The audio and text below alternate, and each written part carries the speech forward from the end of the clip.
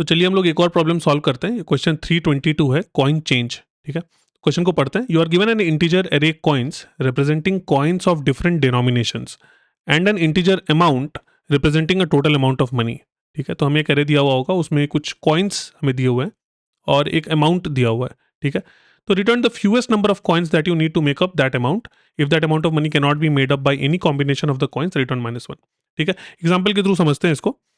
तो एग्जाम्पल में दिया हुआ है कॉइन्स 121, 2 और 5। ठीक है, 1, 2 और 5। इसका मतलब ये है कि हमें 3 कॉइन्स दिए हुए हैं, 3 टाइप के कॉइन्स दिए हुए हैं। पहला कॉइन है 1, दूसरा कॉइन है 2 रुपए का और तीसरा कॉइन है 5 रुपए का। ठीक है, तो और अमाउंट हमें दिया हुआ है जो कि है 11।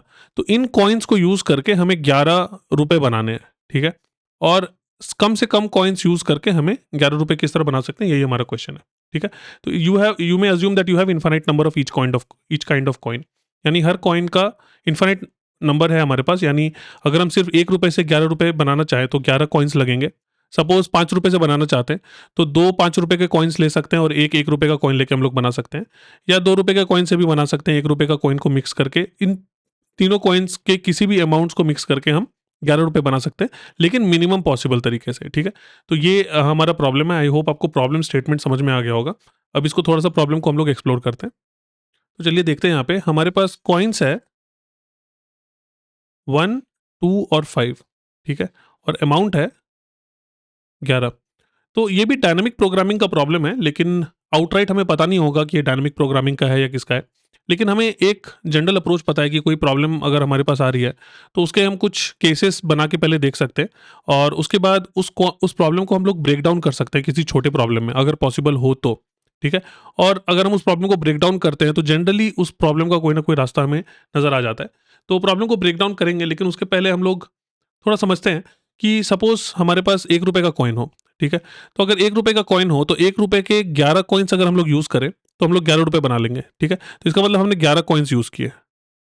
ठीक है, अगर 2 रुपए का कॉइन को यूज करें तो 2 रुपए के हम लोग 5 कॉइन्स ले सकते हैं और 1 रुपए का एक कॉइन ले सकते हैं, तो हम लोग 6 कॉइन्स में 11 रुपए बना लेंगे। अगर 5 रुपए का कॉइन भी यूज करें हम लोग तो 5 रुपए के 2 कॉइन्स हम लोग ले सकते हैं और 1 रुपए का एक कॉइन ले सकते हैं, तो हम लोग सिर्फ 3 कॉइन्स में हम लोग ये काम कर सकते हैं। ठीक है, तो आई थिंक 3 इसका मिनिमम आंसर होगा। और भी तरीके से हम लोग कर सकते हैं, जैसे 2 रुपए के हमने 8, 2 रुपए के 4 कॉइन्स, 2 रुपए के 3 कॉइन्स ले सकते हैं हम लोग, और एक 5 रुपए का कॉइन ले सकते हैं। 1 इंटू 5 इंटू 1 यहाँ पे करना पड़ेगा। ठीक है, तो यहाँ पे 4 कॉइन से हम लोग बना लेंगे। तो हिट एंड ट्रायल से हमें पता चल रहा है कि 3 कॉइन से हम लोग आई थिंक मिनिमम बना सकते हैं, लेकिन इसको सिस्टमैटिकली कैसे बनाएंगे, यही हमारा प्रॉब्लम है। तो इस प्रॉब्लम को हम लोग ब्रेक डाउन करेंगे, और पहले हम लोग ये सोचते हैं कि सपोज 11 कॉइन्स हमें बनाने, 11 रुपए के कॉइन्स बनाने हमें, 11 रुपए हमारा टारगेट है। तो 11 रुपए का तो हमें नहीं पता, लेकिन कौन से बेस केसेस है जिसका आंसर हमें पता होगा। ठीक है, तो अगर मैं आपसे पूछूं कि अगर अमाउंट अगर जीरो होता, अगर अमाउंट जीरो होता तो हम मिनिमम कितने कॉइन से जीरो अमाउंट बना लेते। आई थिंक इसका आंसर क्लियर होगा कि जीरो कॉइन्स लगेंगे हमें अमाउंट जीरो अचीव करने के लिए। ठीक है, अगर हमें अमाउंट 1 बनाना होता, अगर हमें अमाउंट 1 बनाना होता, अगर अमाउंट 11 ना होता, अगर अमाउंट सिर्फ 1 होता, तो हम किस तरीके से बनाते? तो हम सारे कॉइन्स में इटरेट करते और सबसे पहले तो ये ढूंढते कि 1 रुपए के बराबर या 1 रुपए से कम का कॉइन अवेलेबल है क्या। सपोज यहाँ पे अगर 1 रुपए का कॉइन यहाँ नहीं होता, अगर यहाँ पे सिर्फ 4 रुपए के कॉइन्स होते, 2 रुपए के कॉइन्स होते और 5 रुपए के कॉइन्स होते, तो 1 रुपए हम कभी भी नहीं बना पाते। लेकिन यहाँ पे 1 रुपए का एक कॉइन अवेलेबल है। ठीक है, तो हम अगर इस कॉइन को चूज करें, इस कॉइन को चूज करें, तो हम लोग 1 रुपए का एक कॉइन चूज कर सकते हैं, और एक कॉइन चूज करने के बाद हमारा काम हो जाएगा, क्योंकि रिमाइंडर अमाउंट कुछ भी नहीं बचता है। ठीक है, 1 रुपए हमने हमें बनाना था और हमने 1 रुपए बना लिया।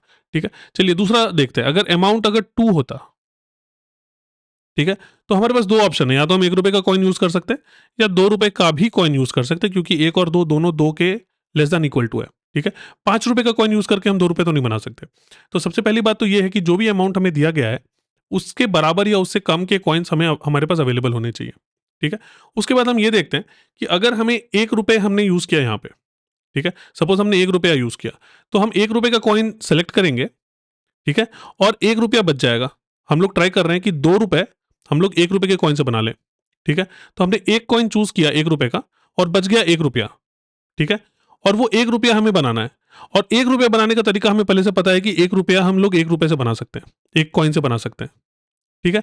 तो यहाँ पे आंसर हो जाएगा 1 + 1 = 2, ठीक है? अगर हम 1 रुपये से 2 रुपये बनाना चाहें, तो हमें 2 कॉइन्स लगेंगे। इसका एक सिस्टमैटिक तरीका मैंने यहाँ पे बताया, अगर समझ में नहीं आया तो डोंट वरी, आगे इसको जब ये रिपीट होगा तो आपको समझ में आ जाएगा, ठीक है? 2 रुपये बनाने का एक और तरीका है जो कि है 2, यानी 2 रुपये का हम लोग कॉइन ले लें। तो अगर 2 रुपये का कॉइन हम लोग सेलेक्ट करते हैं, ठीक है? अगर 2 रुपये का कॉइन सेलेक्ट करते हैं, तो बच गया 0 अमाउंट, 2 - 2 0, हमें 2 बनाना था, 2 हमने ले लिया, तो रिमाइंडर कुछ भी नहीं बचा। तो 0 अमाउंट बनाने का आंसर हमें पहले से पता है कि 0 होता है, यानी 2 + 0 यहाँ पे हमें आंसर आ जाएगा, सॉरी 1 आएगा यहाँ पे। 2 रुपये का एक ही कॉइन लिया हमने, ठीक है? एक कॉइन लिया हमने, तो यहाँ पे 1 आ गया, ठीक है? अब इन दोनों का अगर हम मिनिमम लें, ठीक है? 2 and 1, तो हमें आंसर आ जाएगा 1। यानी 2 रुपये बनाने का जो मिनिमम कॉइन्स है, यानी 2 रुपये के लिए जो आंसर है हमारा, वो है 1। अगेन माइंड यू, हमें 11 रुपये के लिए हमें आंसर निकालना है, लेकिन हम लोग एक बॉटम अप अप्रोच फॉलो कर रहे हैं, जहां पे हमें 11 का आंसर नहीं पता है, लेकिन हम इसको बिल्डअप कर रहे हैं 0 से, ठीक है? तो 0 का आंसर हमें पता चल गया कि 0 बनाने के लिए हमें 0 चाहिए, 1 बनाने के लिए हमें 1 कॉइन चाहिए, 2 अगर अमाउंट होता तो हमें मिनिमम 1 कॉइन चाहिए, ठीक है? ये 1 कॉइन कैसे निकला? ये हमने इटरेट किया उन सारे कॉइन्स पे जो 2 रुपए के कम या इक्वल थे, ठीक है? पहले 1 रुपए पे गए, ठीक है? तो 1 रुपए हमने 1 कॉइन सेलेक्ट किया और बच गया 1 रुपया, ठीक है? वो 1 रुपया बनाने का तरीका हमें पहले से पता है, ठीक है? ये अब आपको समझ में आ रहा होगा ये किस तरीके से डायनामिक प्रोग्रामिंग है, हम लोग सब प्रॉब्लम्स यहाँ पे बना रहे हैं, ठीक है?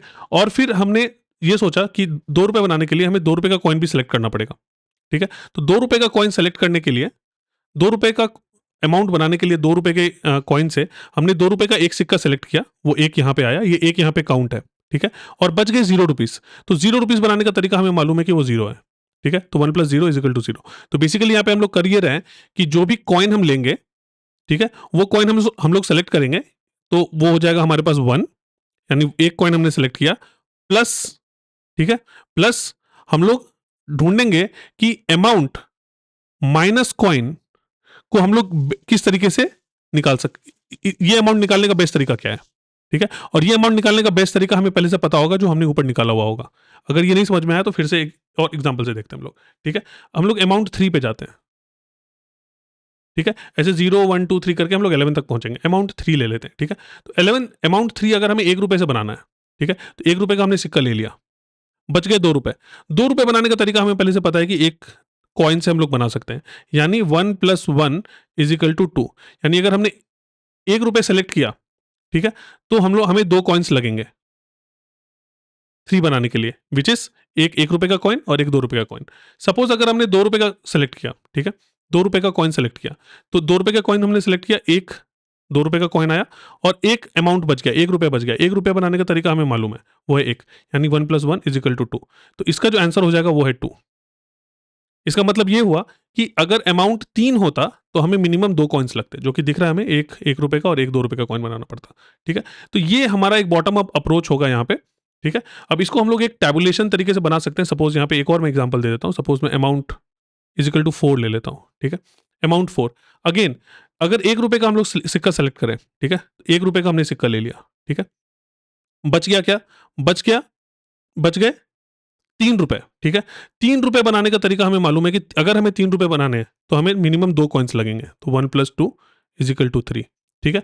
अगर हमने 2 रुपए का कॉइन सेलेक्ट किया, सपोज आंसर सेम आएगा इस बार भी।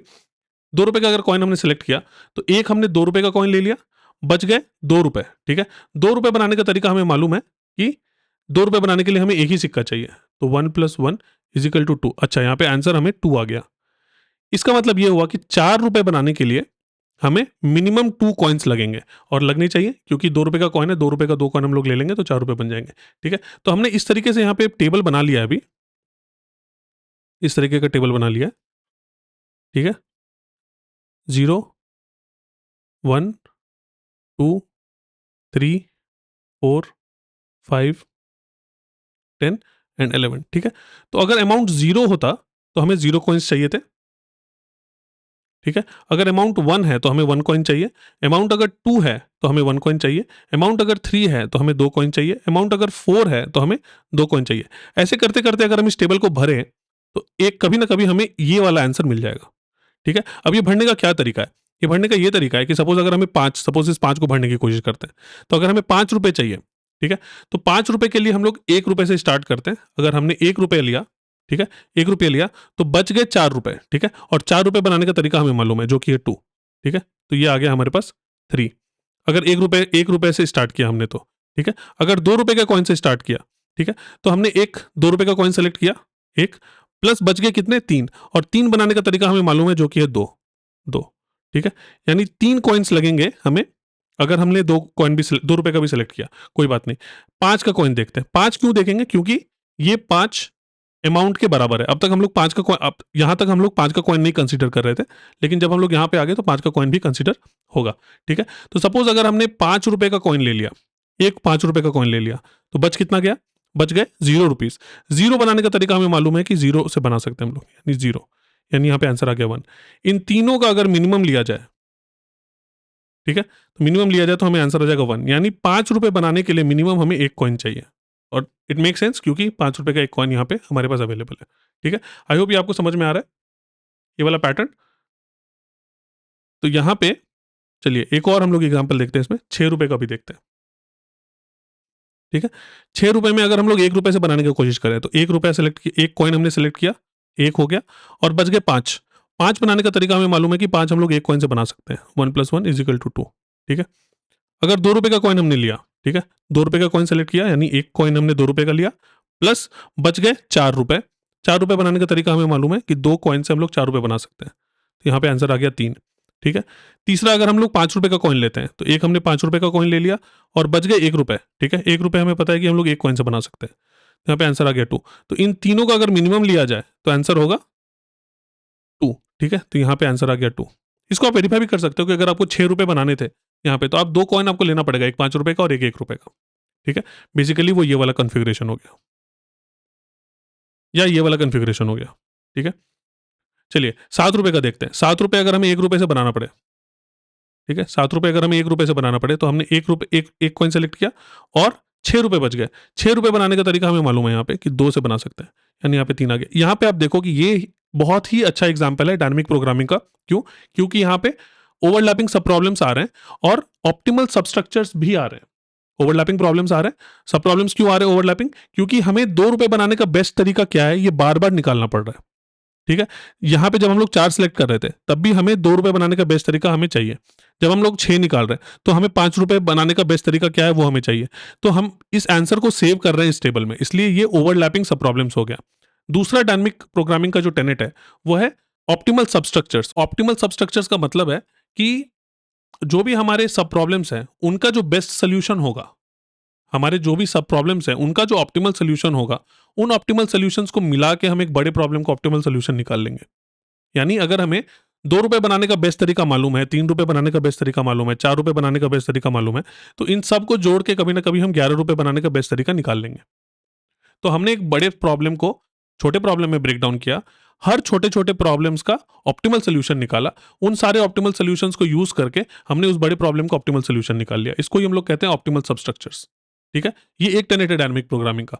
दूसरा टेनेट है ओवरलैपिंग सब प्रॉब्लम्स। यहाँ जो भी सब प्रॉब्लम्स है, वो सब प्रॉब्लम्स बार-बार रिपीट हो रहे हैं, ठीक है। अब आप देखो, अगर हमने यहाँ पे 5 रुपए बनाने का बेस्ट तरीका निकाल के रखा हुआ है, ठीक है, यहाँ पे निकाल के रखा हुआ है, ये 5 रुपए बनाने का बेस्ट तरीका भी फिर से यूज होगा जब हम लोग 7 रुपए बनाने का बेस्ट तरीका निकालेंगे। ये 2 रुपए बनाने का बेस्ट तरीका हमने निकाल के यहाँ पे सेव किया हुआ है, ये फिर से यूज होगा। अभी आप देखो, ठीक है, अगर आपने नोटिस नहीं किया तो अब आप नोटिस करना। 7 रुपए बनाने हैं हमें, ठीक है, तो हमने 1 रुपए का एक कॉइन ले लिया, बच गए 6 रुपए। 6 रुपए बनाने का तरीका हमें पहले से मालूम है, जो कि है 2, ठीक है। तो ये वाला जो आंसर है, ये वाला जो कैलकुलेशन हमने यहाँ पे सेव किया हुआ है, ये बार बार यूज हो रहा है क्योंकि ये प्रॉब्लम बार बार आ रही है, इसलिए इसको हम लोग ओवरलैपिंग सब प्रॉब्लम्स बोलते हैं, ठीक है। तो अगर आपको ओवरलैपिंग सब प्रॉब्लम्स दिख रहा है, then that is dynamic programming. अगर आपको ओवरलैपिंग ऑप्टिमल सबस्ट्रक्चर्स दिख रहे हैं, तो that means it is dynamic programming, ठीक है। तो चलिए इसको एग्जाम्पल को कंप्लीट करते हैं। अगर 2 रुपए का कॉइन हमने लिया, ठीक है, तो 2 रुपए का एक कॉइन ले लिया, बच गए 5 रुपए, ठीक है। 5 रुपए बनाने का तरीका हमें मालूम है पहले से, यानी 2 कॉइन से हम लोग बना सकते हैं, और बना सकते हैं क्योंकि 5 रुपए का एक कॉइन है और 2 रुपए का एक कॉइन है, इन दोनों को मिला दें तो 2 कॉइन यूज करके हम लोग 7 रुपए बना सकते हैं। 5 रुपए का अगर एक कॉइन ले लें हम लोग, तो बच गए 2 रुपए। 2 रुपए बनाने का तरीका हमें मालूम है, एक कॉइन से बना सकते हैं, तो यहाँ पे 1 आ जाएगा और आंसर आ जाएगा 2। इन सबको अगर हम लोग मिला लें, तो यहाँ पे हमारे पास आंसर आ जाएगा 2। तो ये जो अप्रोच तो ये जो अप्रोच हम लोग यहाँ पे फॉलो कर रहे हैं, इसको हम लोग बॉटम अप अप्रोच बोलेंगे, क्योंकि हम लोग 0 से बिल्ड करके 11 तक जा रहे हैं, ठीक है। तो हमने बेस केस पहले लिया और बेस केस से हम लोग बिल्ड कर करके जा रहे हैं। तो अगर आप रिलेट कर पाओगे फिबोनाची वाले क्वेश्चन से या और भी क्वेश्चन जो हमने सॉल्व किए, तो जो बॉटम अप अप्रोच होता है उसमें हम लोग रिकर्जन नहीं यूज करते, उसमें हम लोग लूप यूज करते हैं और बेस केस से लेके हम लोग अपने आंसर तक पहुंचते हैं। इसका एक दूसरा तरीका भी है जो आपको पता होगा, जिसको हमने टॉप डाउन अप्रोच कहा था या रिकर्जन वाला अप्रोच कहा था। उसमें हम लोग टॉप वाले केस से स्टार्ट करते हैं कॉल करना फंक्शन को, और वो रिकर्सिव तरीके से फंक्शन को कॉल करते जाते हैं जब तक हम लोग बेस केस ना हिट कर लें, ठीक है।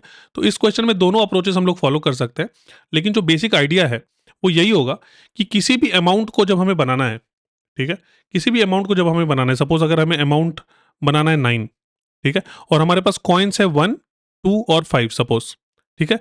तो पहले हम ये देखेंगे कि अगर हम लोग 1 का कॉइन यूज करें तो क्या सिचुएशन होगी, ठीक है। तो अगर हम 1 का कॉइन यूज करते हैं तो हमने एक कॉइन 1 का यूज कर लिया, प्लस अगर सपोज इस एरे को हमने डीपी बोला है, ये बॉटम अप मैं बता रहा हूँ, बॉटम अप का फॉर्मुलेशन कैसा होगा, तो हम लोग यहाँ पे डीपी डालेंगे, अमाउंट 9 माइनस जो भी कॉइन था विच इज 1, ठीक है। तो ये आएगा 1 plus DP of 8।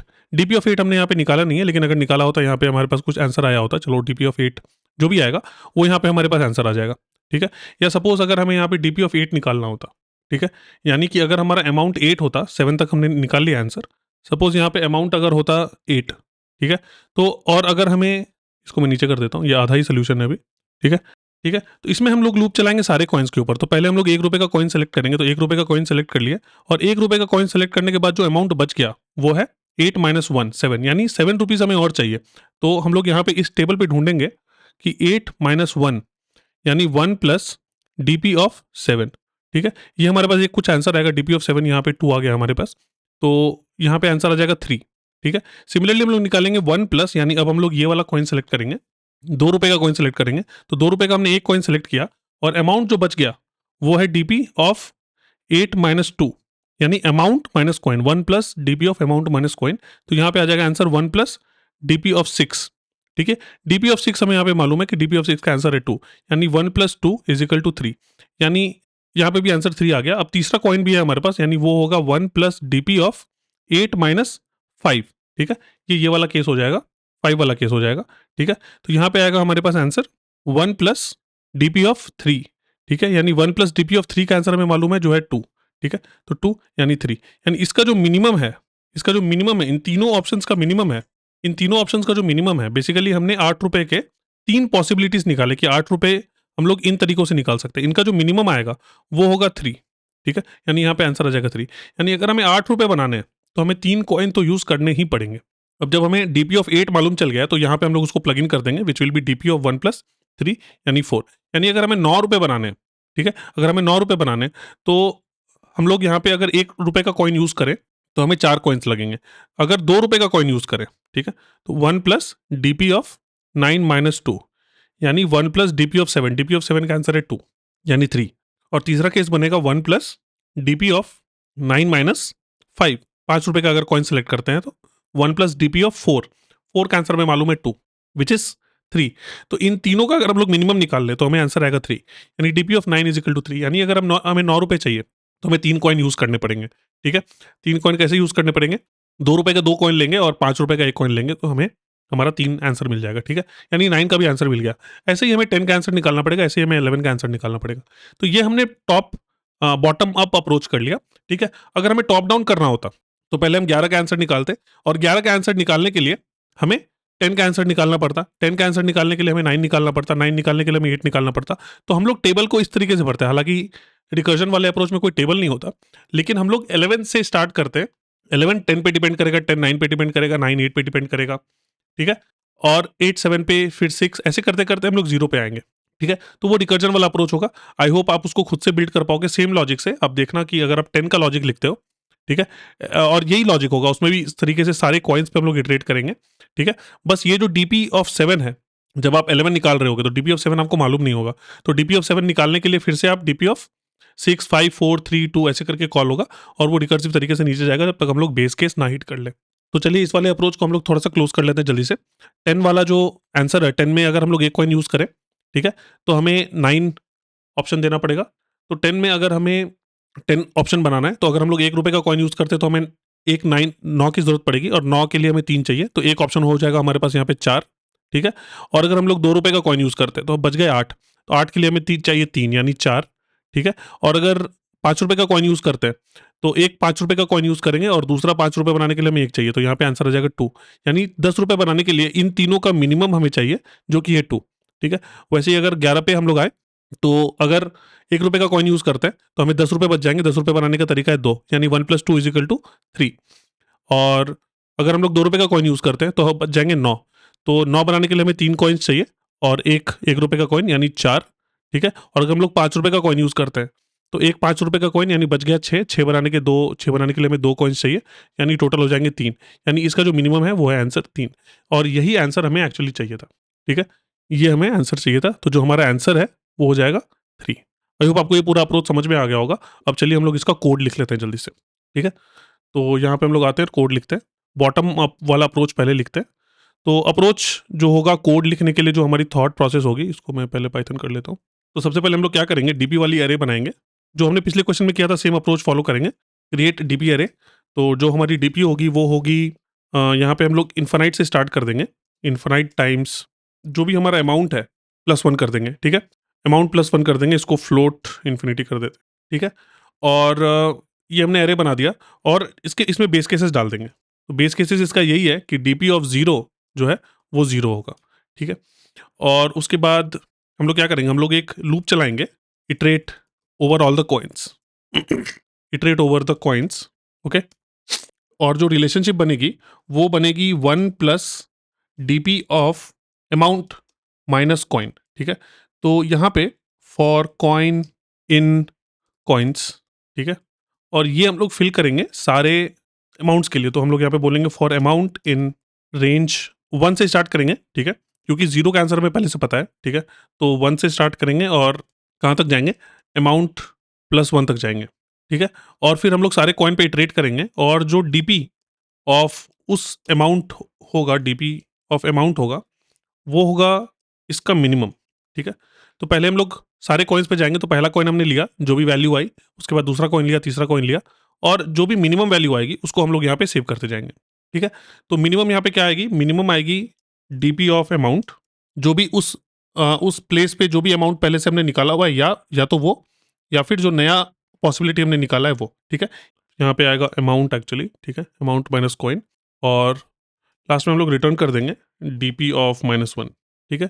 DP of -1 कर सकते हैं, डीपी ऑफ, या फिर इसको मैं लिख देता हूँ डीपी ऑफ अमाउंट। और ऐसा भी पॉसिबल है कि वो अमाउंट हम लोग ना बना पाए, तो अगर वो अमाउंट नहीं बना पाते तो उस जगह पे हमेशा इन्फिनिटी रहेगा, ठीक है। तो उसको हम लोग चेक कर सकते हैं, DP of amount if DP of amount is less than float infinity else -1, ठीक है। तो ये वाला जो लाइन मैंने लिखा है इसका मतलब मैं थोड़ा सा समझा देता हूँ, या फिर पहले इसको रन कर लेते हैं उसके बाद देखते हैं। सॉरी, यहाँ पे एक सिंटैक्स मिस्टेक है, ठीक है। तो ये रन हो गया, इसको सबमिट करके देखते हैं। अच्छा, यहाँ पे केस डालना पड़ेगा कि इफ़ जो कॉइन है वो लेस देन अमाउंट है, ठीक है, अदरवाइज वो इंडेक्स आउट ऑफ इंडेक्स हो जाएगा। इसका बेसिकली मतलब ये हुआ कि अगर हमारे पास, मैंने पहले भी बताया था कि सपोज हमारे पास 1, 2 और 5 है, ठीक है। सपोज यहाँ पे कॉइन्स जो है वो 4 होते हैं, ठीक है, और हमें बनाना होता है अमाउंट =1, ठीक है। तो ये जो अमाउंट है, ठीक है, ये जो कॉइन है ये इससे बड़ा है, ठीक है। तो 4 रुपीज़ का कॉइन लेके हम कभी भी 1 रुपीज़ नहीं बना सकते, ठीक है। तो इसलिए ये वाला कंडीशन हमें यहाँ पे डालना पड़ेगा, अदरवाइज हमें इंडेक्सिंग में प्रॉब्लम हो जाएगी, ठीक है। तो आई होप ये आपको समझ में आ रहा होगा कि जो कॉइन है ये अमाउंट के बराबर या इक्वल होना चाहिए। तो अब देखो ये हमारा कोड चल गया, इसको मैं थोड़ा सा और क्लैरिफाई कर देता हूँ इन केस अगर आप थोड़े से कंफ्यूज हो कि ये जो लाइन है यहाँ पे क्या कर रही है, ये वाली जो लाइन है, ठीक है, ये जब भी हम हमारा डीपी एरे बनाएंगे, ठीक है, इस तरीके से जो मैंने बताया यहाँ पे, सपोज आप यहाँ पे इस पोजीशन पे हो, ठीक है, सपोज ये पोजीशन है 0, 1, 2, 3, 4, और आपके पास जो भी कॉइन्स है, सपोज आपके पास कॉइन्स है 1, 2 और 3, और आपके पास जो भी पॉसिबल आंसर्स आए यहाँ पे, सपोज आपके पास आंसर आया 2, और नेक्स्ट टाइम जब आपने दूसरे कॉइन से यूज किया तो आपके पास सपोज आंसर आया 3, ठीक है, ये वाला केस मत लेना, हाइपोथेटिकली मैं बोल रहा हूँ। सपोज आपके पास आंसर आया 3, तो 2 और 3 में से आप 2 को ही रखोगे यहाँ पे, ठीक है। तो जो नया आंसर आया 3, ठीक है, ये कहाँ से आया, ये आया 1 प्लस जो भी DP of amount minus coins है, ठीक है। और ये जो 2 है ये पहले से है, यानी ये है डीपी ऑफ अमाउंट, ठीक है। तो इन दोनों में जो कम होगा उसको हम लोग रखेंगे, तो वही यहाँ पे हो रहा है, डीपी ऑफ अमाउंट और DP of 1 minus amount minus coin, इन दोनों में जो कम होगा उसको हम लोग रखेंगे। ये बेसिकली वही करने का तरीका है जो हमने डिसाइड किया कि 3 कॉइन्स है तो तीनों कॉइन से 3 पॉसिबिलिटीज़ आ रहे हैं, उन तीनों पॉसिबिलिटीज़ का जो मिनिमम है वो हम लोग रख रहे हैं। तो ये वो इम्प्लीमेंट करने का ही तरीका है। आप इसको थोड़ा-सा ड्राई रन करके देखना तो आपको ये समझ में आ जाएगा। ये बहुत कॉमन तरीका होता है किसी भी मल्टीपल वैल्यूज़ पे से मिनिमम निकालने का। तो जल्दी से हम लोग इसका टॉप डाउन वाला अप्रोच भी लिख लेते हैं जो कि एक रिकर्सिव सॉल्यूशन होगा, उसको हम लोग ज़्यादा ड्राई रन नहीं करेंगे। आप आई होप बॉटम अप वाले एक्सप्लेनेशन से आप उसको रिलेट कर पाओगे। यहाँ पे मैं इसको लिख देता हूँ कि ये बॉटम अप अप्रोच है, ठीक है। तो इसकी टाइम कॉम्प्लेक्सिटी क्या होगी? टाइम कॉम्प्लेक्सिटी इसकी होगी O ऑफ n, ठीक है, और स्पेस कॉम्प्लेक्सिटी भी होगी O ऑफ n, ठीक है। स्पेस कॉम्प्लेक्सिटी क्यों? क्योंकि हमने वो डीपी वाली एरे बनाई है, और टॉप डाउन अप्रोच में भी space complexity O of n ही होगी, क्योंकि वहाँ पे हम लोग कोई एरे तो नहीं बनाएंगे, लेकिन वहाँ पे रिकर्सिव स्टैक यूज होगा, ठीक है। तो इस वाले सोल्यूशन को हम लोग अपने शीट में डाल लेते हैं। डायनामिक प्रोग्रामिंग के अंदर जाते हैं और यहाँ पे तो हमने अब तक जो भी क्वेश्चन सॉल्व किए अलग अलग टॉपिक्स पे लाइव सेशंस में और इस सीरीज में भी, वो सारे आपको इस कोलैब शीट में मिल जाएंगे। इस कोलैब शीट का लिंक आपको डिस्क्रिप्शन में मिल जाएगा, तो यहाँ पे आप इसको फॉलो कर सकते हो, ठीक है। तो हम लोग जाते हैं और इसका जो टॉप डाउन अप्रोच है वो भी जल्दी से लिख लेते हैं। तो चलिए हम लोग इसका टॉप डाउन अप्रोच भी लिख लेते हैं जल्दी से। तो यहाँ पे मैं डॉक्स्ट्रिंग डाल देता हूँ कि ये हमारा टॉप डाउन अप्रोच है। टॉप डाउन अप्रोच, ठीक है, या रिकर्सिव अप्रोच भी बोल सकते हैं इसको। तो इसमें सबसे पहले हम लोग तो एक मेमो बना लेते हैं, ठीक है। तो ये हमारा मेमो होगा। उसके बाद हम लोग एक हेल्पर फंक्शन लिखते हैं जिसको बोलते हैं मिन कॉइन्स, ठीक है। और ये मिन कॉइन्स एक टारगेट लेगा और उस टारगेट के करस्पॉन्डिंग जो मिनिमम कॉइन्स है वो हमें बताएगा। तो इसमें हमें सबसे पहले ऑब्वियसली हमें बेस केस लिखना पड़ेगा, जो बेस केस हमें मालूम है।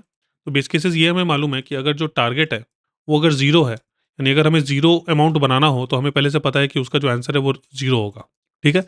दूसरी बात इसमें यह है कि अगर टारगेट हमने पहले से कैलकुलेट किया हुआ है, तो उसको हमने मेमो में सेव किया हुआ है, तो उसको हम लोग मेमो से निकाल लेंगे, जो डायनामिक प्रोग्रामिंग में मेमोइजेशन का कॉन्सेप्ट हमने पहले देखा हुआ है, ठीक है।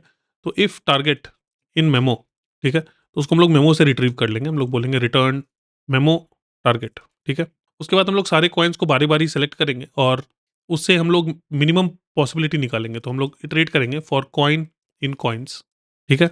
और हम लोग रिजल्ट निकालेंगे। यहाँ पे रिजल्ट हम लोग सेट कर देते हैं कि जो रिजल्ट है, या रिजल्ट को हम लोग सेट कर देते हैं फ्लोट इन्फिनिटी, ठीक है। और जो रिजल्ट होगा वो मिनिमम होगा रिजल्ट का, यानी जो एग्जिस्टिंग हमने कैलकुलेट किया हुआ है वो, या फिर 1 प्लस डीपी, सॉरी डीपी नहीं, मिन कॉइन्स, वो फंक्शन हम लोग फिर से कॉल करेंगे रिमाइंडर अमाउंट पे, ठीक है। तो रिमाइंडर अमाउंट मैं यहाँ पे लिख देता हूँ। रिमाइंडर अमाउंट क्या है? जो रिमाइंडर अमाउंट है वो होगा टारगेट माइनस कॉइन, ठीक है। ये थोड़ा सा मैं एक्सप्लेन कर दूंगा, पहले कोड लिख लेते हैं। बट आई होप पिछले वाले एग्जाम्पल से आप रिलेट कर पाओगे कि सपोज अगर हमें टारगेट है हमारा 10, ठीक है, और हमने कॉइन चूज किया 1 रुपए का, तो 1 रुपया का एक कॉइन हमने चूज कर लिया जो कि यहाँ पे आ गया 1, और बच गए 9 रुपए, ठीक है। तो 9 रुपए बनाने के बेस्ट तरीका क्या है? वो हम लोग डीबी वाले टेबल से निकाल रहे थे, यहाँ पे रिकर्जन कर रहे हैं। तो जो रिमाइंडर अमाउंट है वो निकालने के लिए हम लोग उस अमाउंट के लिए फिर से मिन कॉइन्स निकालेंगे, ठीक है। यानी 10 रुपए अगर हमें चाहिए थे, 1 रुपए से हम लोग बना रहे हैं, 1 रुपए का एक कॉइन ले लिया, बच गए 9 रुपए। 9 रुपए बनाने का बेस्ट तरीका क्या है?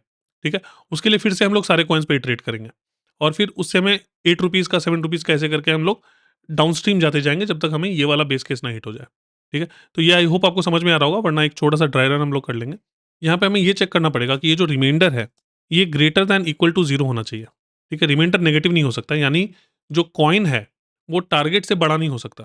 कॉइन अगर टारगेट से बड़ा हो गया तो बनाना पॉसिबल नहीं है, कॉइन हमेशा छोटा होना चाहिए। तो ये वाली कंडीशन वही चेक करिए यहाँ पे, और इस तरीके से हम लोग रिजल्ट निकाल लेंगे, और ये होने के बाद उसको हम लोग मेमो में सेव कर लेंगे। Memo of target will be equal to result, और रिटर्न कर देंगे यहाँ पे हम लोग रिजल्ट, ठीक है। और इसके ये होने के बाद हम लोग ये फंक्शन कॉल कॉल कर देंगे जो भी अमाउंट हमें दिया गया है उसके ऊपर, ठीक है। अमाउंट के ऊपर हमने कॉल कर दिया और ये हमारा रिजल्ट हो गया, और हम लोग रिटर्न कर देंगे इस रिजल्ट को।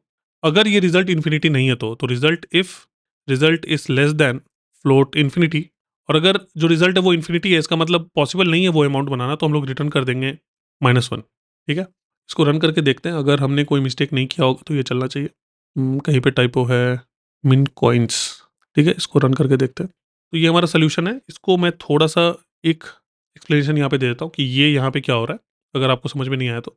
ये जो वैल्यू है यहाँ पे, सपोज हमने यहाँ पे सपोज हमें मिन कॉइन्स ऑफ 10 चाहिए, ठीक है। तो मिन कॉइन्स ऑफ 10 को निकालने के लिए हमें ये चेक करना पड़ेगा, और सपोज हमारे पास कॉइन्स है 1, 2 और 5, ठीक है। तो 1 रुपये का जब हम लोग निकालेंगे तो पहले तो इसकी वैल्यू होगी इन्फिनिटी, यहाँ पे हमने इन्फिनिटी सेट किया है। उसके बाद हम लोग 1 रुपये से चेक करेंगे, तो 1 रुपये के लिए हमें निकालना पड़ेगा कि इन्फिनिटी एक पॉसिबिलिटी है जो एग्जिस्टिंग वैल्यू है, और दूसरी पॉसिबिलिटी है 1 प्लस, ठीक है, 1 plus min coins of 10, sorry 9, ठीक है। ₹1 का हमने कॉइन सेलेक्ट किया, बच गए ₹9, तो ₹9 बनाने का बेस्ट तरीका क्या है वो निकालने के लिए वही फंक्शन हम लोग कॉल कर देंगे।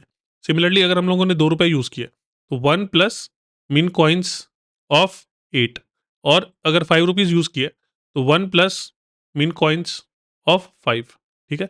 अब ये जो फंक्शन है मिन कॉइन्स ऑफ 9, ये फर्दर 3 फंक्शंस को कॉल करेगा, जो कि होगा 1 plus min coins of 8, 1 plus min coins, ये अगर ₹1 का सिक्का यूज़ किया, अगर ₹2 का सिक्का यूज़ किया तो 7, और अगर ₹5 का सिक्का यूज़ किया तो 1 plus min coins of 9 minus 5 which is equal to 4, ठीक है। तो पिछली बार जब हमने फिबोनाची सीरीज बनाया था तो हमने एक तरीके से ट्री बनाया था, ठीक है। यहाँ पे भी आप एक तरीके से ट्री बना सकते हो, ठीक है। मैंने वो ट्री बना के आपको दिखाया नहीं क्योंकि रिकर्जन के पे हमने ज़्यादा डिस्कशन नहीं किया, लेकिन आप उसको उस तरीके से इमेजिन कर सकते हो कि जब हमें 10 निकालना था, ठीक है, तो 10 निकालने के लिए हमें 3 ट्री बनानी पड़ी। मिन कॉइन्स ऑफ 9 हमें निकालना पड़ा, मिन कॉइन्स ऑफ 8 निकालना पड़ा, और मिन कॉइन्स ऑफ 5 निकालना पड़ा। ये 9, 8 और 5 कैसे आया? 9 तब आएगा जब हम लोग ₹1 का सिक्का यूज़ करते हैं, 8 तब आएगा जब हम लोग ₹2 का सिक्का यूज़ करते हैं, और 5 तब आएगा जब हम लोग ₹5 का सिक्का यूज़ करते हैं, ठीक है। अब जब हमें 9 निकालना है, तो 9 में जब हम लोग ₹1 का सिक्का यूज़ करेंगे तो हमें 8 निकालना पड़ेगा, 9 में जब हम लोग ₹2 का सिक्का यूज़ करेंगे तो हमें 7 निकालना पड़ेगा, और 9 में जब हम लोग ₹5 का सिक्का यूज़ करेंगे तो 4 निकालना पड़ेगा। अब यहाँ पे ऑलरेडी आप देखोगे कि यहाँ पे प्रॉब्लम्स ओवरलैप हो रही हैं, जिसके बारे में मैंने पहले बात किया था। 8 यहाँ पे भी आ रहा है, 8 यहाँ पे भी आ रहा है, ठीक है। तो अगर आपने 8 यहाँ पे निकाल लिया, तो यहाँ पे आपको वो निकालने की ज़रूरत नहीं है, क्योंकि इसके फर्दर ट्रीज़ बनेंगे, राइट?